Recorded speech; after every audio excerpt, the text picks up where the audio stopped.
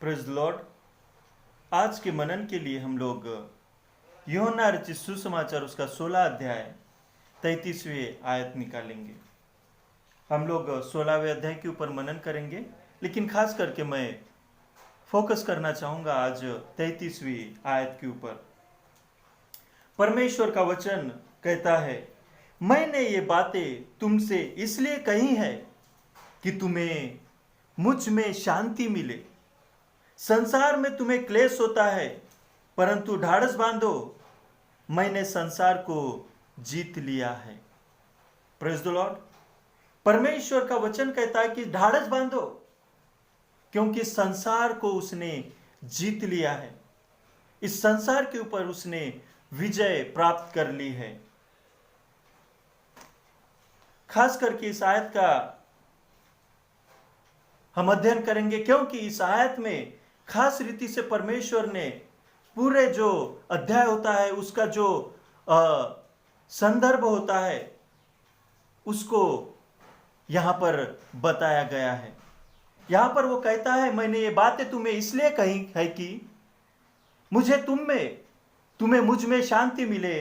संसार तुम्हें क्लेश देता है, परंतु ढाढ़स बांधो। परमेश्वर हमें शांति और आनंद देता है, हमें सुख और शांति देता है, क्योंकि ये संसार क्लेश से भरा हुआ है, परेशानी और दुख और संकट से भरा हुआ है। लेकिन परमेश्वर हमें शांति दे जाता है, और वो शांति इसलिए नहीं देता क्योंकि वो शांति ऐसे ही हमें मिल जाती है, लेकिन उसे शांति इसलिए हमें वो देता है क्योंकि इस संसार पर उसने जीत पा लिया है। यानी जिस वस्तु से हमें त्रास होता है, हमें संकट और क्लेश होता है, उस वस्तु पर ही, उस चीज पर ही उसने अगर जीत हासिल कर लिए हो, तो क्या हमें वो चीज कभी दुख और संकट दे सकती है? नहीं। आज हम इस संसार में पाए जाते हैं। प्रभु का वचन कहता है कि यह संसार हमारा घर नहीं है, लेकिन हम यहां पर परदेशी के समान है। और इसी कारण से जो शैतान है या संसार जो है वो हमें क्लेश और दुख देता है। जब हम इस आयत को खास रीति से देखते हैं तो हम क्या पाते हैं कि यहां पर वर्तमान काल, भूतकाल, वर्तमान काल और भविष्य काल, ये तीनों जो काल है उसका वर्णन यहां पर किया गया है, और इन तीनों कालों को यहां पर दर्शाया गया है। लेकिन उसी के साथ साथ और एक यहां पर बात बताई गई है, और वह है आज्ञाकारी जो बात रहती, इंपेरेटिव टेंस जो है, प्रेजेंट इंपेरेटिव टेंस, वो यहां पर दिखाया गया है। यानी एक आज्ञा यहां पर दी गई है, एक ऐसी बात दी गई है जिसे हमें करना अनिवार्य है। परमेश्वर कहता है, मैंने तुम्हें ये बातें इसलिए कही है कि तुम्हें शांति मिले। कही है, ही हैज स्पोकन। वो कही है इसलिए कहता है क्योंकि वो बातें उसने बता दिया है, पहले ही वो हो चुकी है, और वो आज हमें इस वचनों में वो बता देता है। खास करके यहां पर जब अपने वो चेलों का वर्णन करता है कि वो कहता है कि मैंने ये सारी बातें तुम्हें कह दी है, बता दी है, क्योंकि ये सारी चीजें हो चुकी है। इसलिए वो कहता है कि मैंने ये सारी बातें तुम्हें बता दी है। यह है पूर्ण काल। पूर्ण काल वो होता है जो बातें एक बार हो चुकी होती है, उसे दोहराई नहीं जाती या फिर से उसे करना आवश्यक नहीं होता है। परमेश्वर ने कुछ बातें हमारे लिए कर दी है और फिर से हमें उन्हें करने की आवश्यकता नहीं है। यीशु ने इस संसार को जीत लिया है, और जैसा वो कहता है यूहन्ना रचित सुसमाचार उसका 19 अध्याय 30वें आयत में कि पूरा हुआ, इसका अर्थ है कि उसमें और भी कुछ जोड़ने की या और कुछ करने की आवश्यकता नहीं, लेकिन सब कुछ पूरा हो चुका है। इस काल में जब प्रभु यीशु मसीह कहते हैं कि मैंने इस संसार पर विजय प्राप्त कर ली है, तुम ढाढ़स बांधो, यहां पर हमें विषमता दिखाई देती है, यहां पर एक क्लेश दिखाई देता है। यहां पर शांति और क्लेश के बीच में यहां पर एक युद्ध दिखाई देता है, लेकिन यीशु कहता है मैंने इस युद्ध को जीत लिया है। एकदम एक दूसरे के विपरीत है। एक तरफ क्लेश है और एक तरफ शांति है। लेकिन परमेश्वर प्रभु कहता है कि मैंने इस क्लेश को, इस संकट को, दुख को, परेशानी को जीत लिया है, इसलिए तुम ढाढ़स बांधो। जो बातें पूर्ण काल में कही गई है वो करने की आवश्यकता नहीं है। जो बातें उसने कर चुका है, यानी जैसे वो कहता है कि मैंने संसार को जीत लिया है, ये पूर्ण काल है और ये बातें फिर से दोहराई नहीं जाती है। लेकिन वो जब कहता है तुम्हें शांति मिले, तुम्हें मुझ में शांति मिले, इसका अर्थ है ये वर्तमान काल है। तुम्हें मुझ में शांति मिले, ये एक वर्तमान काल है जो हमारे साथ घटित हो रहा है और परमेश्वर हमारे जीवन में अपनी शांति को दे रहा है। वो हमें शांति दिए जा रहा है, वो दे रहा है, ये हमारे साथ घटित हो रहा है। लेकिन संसार को जीत लिया है, ये पूर्ण काल है। जो बातें उसने कर दिया है हो चुकी है। फिर क्यों हम इस संसार को जीतने के लिए लड़ पड़ते हैं या कोशिश करने की कोशिश करते हैं हम लोग? आवश्यकता ही नहीं है। जो बात जीत चुका है परमेश्वर, उस बात को फिर से करने की हमें आवश्यकता नहीं है। लेकिन जो आज्ञा वो देता है, जो शांति वो देता है, उस बात को अपने जीवन में ग्रहण करने की आवश्यकता है। यहाँ जो शांति शब्द इस्तेमाल किया गया वो शालोम है। जो शालोम या शांति जो शब्द है उस संसार की तरह नहीं है कि थोड़ी देर हमें आनंद होगा, खुशी महसूस होगी और उसके बाद और दुख हमारे जीवन में आ जाएगा। लेकिन परमेश्वर जब अपनी शालोम या शांति देता है, वो संसार के तरह नहीं जो थोड़े पल के लिए हो, क्षण भंगुर हो, बस थोड़ी देर के लिए हमें खुशी महसूस हो और फिर दूसरे दिन हमें दुख और क्लेश हो। लेकिन परमेश्वर जब हमें अपनी शांति, अपनी शालोम, जब हमें शांति और शालोम मिलती है, वो हमारे जीवन में चिरक स्थायी काल के लिए बनी रहती है, हमेशा हमेशा के लिए बनी रहती है। और चाहे हम दुख में, संकट में, क्लेश में या किसी भी परिस्थिति में क्यों ना हो, वो शांति हमारे जीवन में हमेशा बनी रहती है। हमेशा वो शांति हमें धाड़स, बल देती रहती है, हमारे जीवन को आगे बढ़ाती रहती है, आनंद के साथ, सुख के साथ। आयजाया 45 का 7 में और अय्यूब का 2 के 10 में हम देखते हैं कि यहां पर क्लेश दिया गया है। अय्यूब भी क्लेश में होकर अपने जीवन को व्यतीत करता है। लेकिन उस क्लेश और संकट के समय में भी हम देखते हैं कि परमेश्वर जो है वो सृष्टि का रचयिता होने के साथ साथ ही सृष्टि को संभालने वाला है। इस संसार को, आपको और मुझे संभालने वाला है। और वो जब इस संसार की संरचना किया है तो वो नष्ट भी करता है, वो इस पर शासन भी करता है और सभी चीजों के ऊपर, सारे प्राणियों के ऊपर, सारे छोटे बड़े जीव जंतुओं के ऊपर अपना वर्चस्व, अपना हाथ बढ़ाए रखता है। वो सबके ऊपर अपना नियंत्रण रखता है। आपके और मेरे ऊपर भी परमेश्वर ने नियंत्रण रखा है। इसलिए प्रकाशित वाक्य में कहता है कि जो अन्याय करता है वो अन्याय करता रहे, जो मलिन बना है वो मलिन बना रहे, जो धर्मी है वो धर्मी बना रहे और जो पवित्र है वो पवित्र बना रहे। इसका अर्थ है कि जो परमेश्वर अपने लोगों को संभालता है वो हमेशा उन्हें पवित्र और पाक में रहने के लिए सहायता और मदद करता है। लेकिन जो लोग अन्यायी है वो अन्याय करता रहे। इसका अर्थ है कि परमेश्वर ने उन्हें अन्यायी होने के लिए, मलिन होने के लिए छोड़ दिया है। और आज भी हम संसार में देखते हैं कि ऐसे लोग हैं जो कुछ धर्मी है, जो अच्छा जीवन व्यतीत करते, कुछ अधर्मी और पापी है, कुछ मलिन है, कुछ अन्यायी है, वो अन्याय करते रहते हैं क्योंकि परमेश्वर दोनों को संभाल रहा है। एक तरफ क्लेश और संसार है, शैतान है, वो अन्याय करते हुए जा रहा है, लेकिन दूसरी तरफ परमेश्वर के लोग हैं जो धर्मी और पवित्र है, उन्हें परमेश्वर कहता है कि पवित्र बने रहो। और वही बात है कि वो आज पवित्रता में इसलिए जीवन व्यतीत कर रहे क्योंकि उसका चालक, उनका संभालने वाला, उनका रक्षक परमेश्वर है। इसलिए आप और मैं आज इस पवित्रता में परमेश्वर की संगति में बढ़ रहे, क्योंकि परमेश्वर आपका और मेरा संभालने वाला है। जो तीसरी बात यहां पर हम देखते हैं वह है ढाढ़स बांधो। ढाढ़स बांधो ये एक आज्ञाकारी काल है, एक आदेश देने वाला काल है। इंग्लिश में इसे प्रेजेंट इंपेरेटिव टेंस कहते हैं। इंपेरेटिव का अर्थ होता है आज्ञाकारी, आज्ञात्मक वाक्य, आज्ञाकारी वाक्य या आज्ञाकारी काल।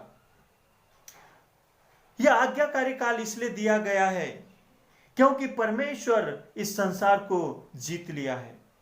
वो कहता है मुझ में तुम्हें शांति मिले, क्योंकि संसार तो क्लेश देता है, परंतु तुम ढाढ़स बांधो, मैंने इस संसार को जीत लिया है।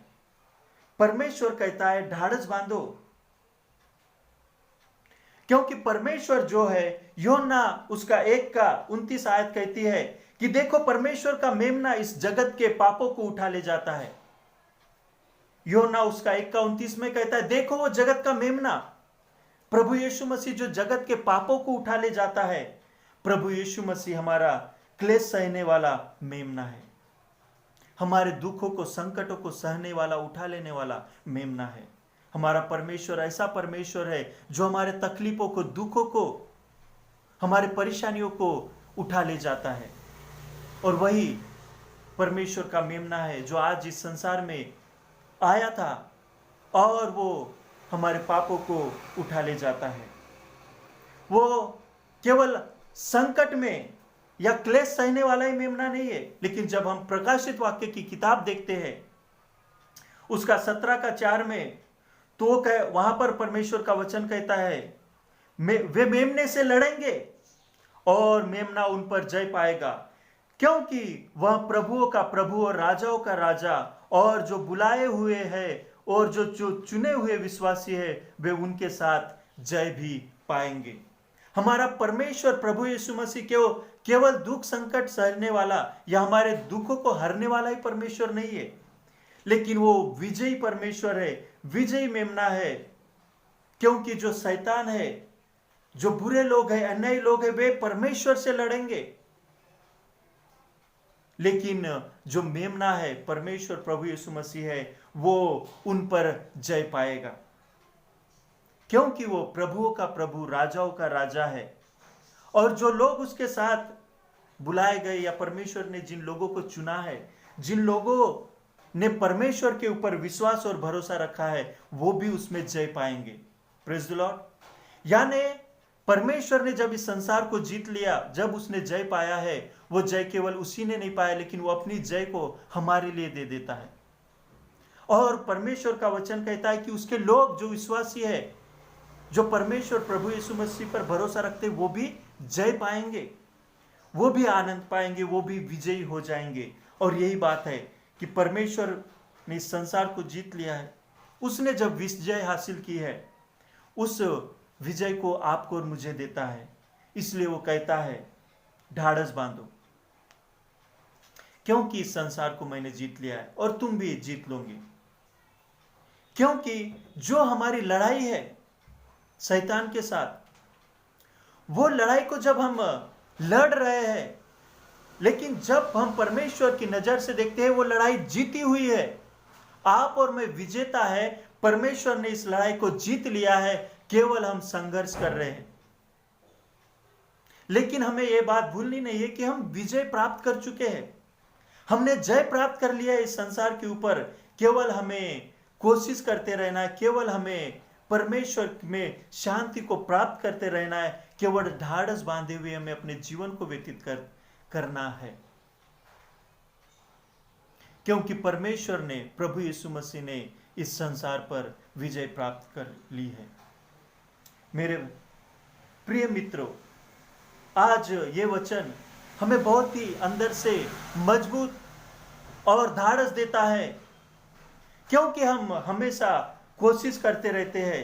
यहां पर हम देखते हैं जब इस अध्याय को, तो हम देखते हैं कि बहुत सारे लोग हैं जो कोशिश में लगे रहते हैं कि वो जीत पाएंगे, वो इस संसार को जीत लेंगे, वो अपने जीवन में पवित्र और पाक जीवन व्यतीत कर पाएंगे अपने बल पर, अपने बलबूते पर, लेकिन वो असफल हो जाते हैं।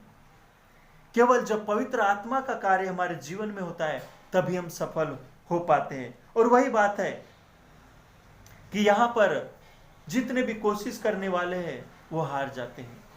हम देखते हैं कि यूहन्ना की पत्री का उद्देश्य यही है कि वो हमें दिखाए कि परमेश्वर प्रभु यीशु मसीह जो है वो परमेश्वर का पुत्र है, और इस संसार की सारी बातें और इस संसार के ऊपर और स्वर्ग में उसका अधिकार है। उसने संसार को जीत लिया है और वो जीत को हमें भी देता है, लेकिन केवल हमें उस पर भरोसा रखते हुए अपने जीवन को व्यतीत करना है। संसार में तो आज हमें क्लेश हो रहा है, लेकिन ये क्लेश केवल एक भाग है हमारे जीवन का, लेकिन हम इस क्लेश पर भी विजय को प्राप्त कर चुके हैं, हम जीत चुके हैं। प्रभु यीशु मसीह में हम विजयी हैं। आज हमें आवश्यकता है उस शालोम को प्राप्त करने की, प्रभु में शांति प्राप्त करने की। तो हमें केवल एक ही कार्य करना है, उसके वचनों का मनन और यीशु की संगति में बने रहना है। प्रभु यीशु मसीह को छोड़ और शांति कहीं नहीं मिलेगी, और मिलेगी भी तो थोड़े पल के लिए, लेकिन वो शालोम जो हमेशा हमेशा के लिए हमारे जीवन में बनी रहती है वो नहीं मिल पाएगी। अगर उसको हमें प्राप्त करना है तो हमें परमेश्वर बल और शांति देगा, और वो आज्ञा ही देता है, इसलिए ढाढ़स बांधो। लेकिन ये कैसे हमारे जीवन में प्राप्त होगी? घर में रहने से या अपने अनुसार अपने जीवन को व्यतीत करने से? नहीं। परमेश्वर का वचन कहता है तुम्हें शांति मिले, और शांति कैसे मिलेगी? परमेश्वर के वचन पर मनन करने से और प्रभु यीशु के साथ संगति रखने से। बिना संगति के परमेश्वर की शांति और शालोम हमारे जीवन में नहीं आ सकती। आज अपने जीवन में हम झांक कर देखें कि जब हम परमेश्वर के वचन के मनन करने से दूर भटकते रहे और परमेश्वर की संगति से दूर रहे, क्या हमारे जीवन में शांति और शालोम थी? आज हमारे जीवन को झांकने की आवश्यकता है, हमारे हृदय को, अपने मन को झांकने की आवश्यकता है, ताकि हम देखें अपने जीवन में क्या सचमुच परमेश्वर से संगति से दूर होकर, उसके वचनों के मनन से दूर होकर क्या हमने शालोम और शांति को हासिल किया है, जिसके लिए परमेश्वर ने अपने आप को दे दिया। प्रभु यीशु मसीह ने अपने लहू से आपको और मुझे खरीद लिया है। क्रूस पर उसने जान देकर, जब वो मुर्दों में से तीसरे दिन जी उठा, उसने संसार पर जीत हासिल कर ली है। क्या उस जीत को हमने अपने जीवन में महसूस किया, उसे प्राप्त किया है? अगर नहीं किया है तो हमें आवश्यकता है प्रभु यीशु मसीह के पास आने की, उसके संगति में आने की, उसके वचनों के ऊपर मनन करने की।